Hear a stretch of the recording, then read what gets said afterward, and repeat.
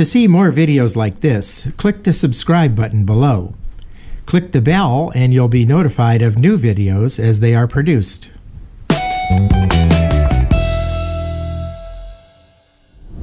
Hi everybody, and welcome to part 2 of our cruise from Boston to Montreal. Today we're in Halifax, Nova Scotia. The weather's beautiful, don't even need a jacket. We're going to take taking a bus tour to Peggy's Cove, which is about an hour-long ride. So we're going to be hopping on the bus, and we'll get back to you later. Bye.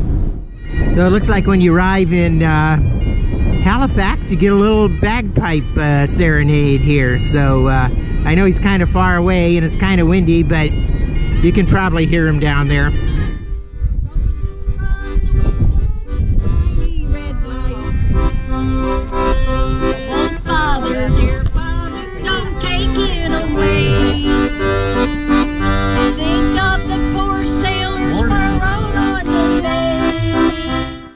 Peggy's Cove is a small rural community located on the eastern shore of St. Margaret's Bay in Nova Scotia's Halifax regional municipality.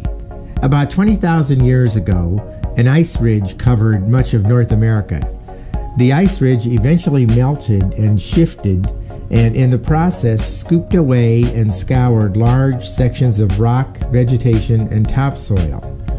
As the glaciers melted, they filled the scarred areas with water, forming coves and inlets.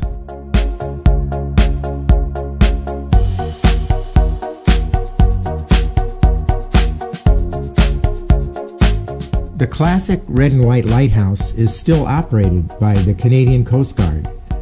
This lighthouse is one of the most photographed structures in Atlantic Canada and one of the most recognizable lighthouses in the world.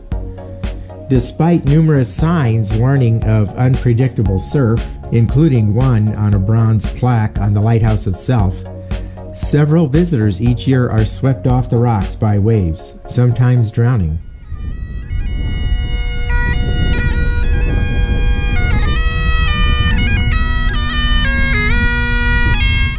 Peggy's Cove is a major tourist attraction, although its inhabitants still fish for lobster, and the community maintains a rustic, undeveloped appearance.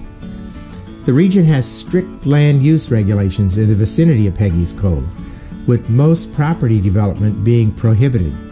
There are restrictions on who can live in the community to prevent inflation of property values for year-round residents.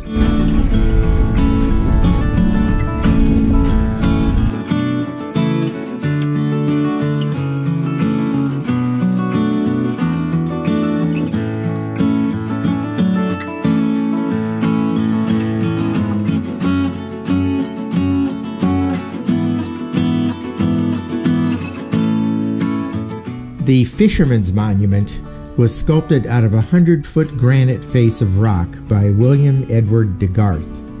It depicts 32 fishermen and their wives and children enveloped in the wings of a guardian angel. The artwork is meant to honor both the living and those lost at sea. The monument and the sculptor's home were donated to the province of Nova Scotia after his death.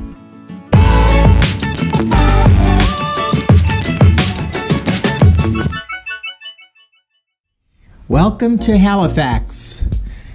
Halifax is known for many things. It's the capital of Nova Scotia, and it's the home to a couple of large universities, and is also a major port of call for cruise ships during the summer months. But there are a couple of things that are not so well known about Halifax, at least not to tourists anyway.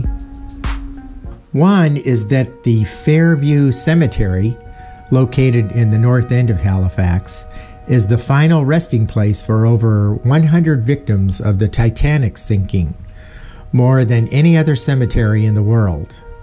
The other is that in 1917, Halifax had one of the greatest disasters in Canadian history. In that year, the SS Mont Blanc, a French cargo ship carrying munitions, collided with the Belgian relief vessel SS Imo. The resulting explosion devastated the Richmond district of Halifax, killing approximately 2,000 people and injuring nearly 9,000 others. The blast was the largest artificial explosion before the development of nuclear weapons. On a lighter note, the Halifax waterfront is a great tourist attraction. There's a 2-mile boardwalk known as the Halifax Harbor Walk that is popular with tourists and locals. The Canadian Museum of Immigration is located here, which is kind of known as the Ellis Island of Canada. The area is home to over 200 restaurants and bars, and many street performers perform here. I hope you enjoyed my walking tour of Peggy's Cove in Halifax. Be sure to check back later to see tours of Sydney, Nova Scotia, and Quebec City. Bye for now.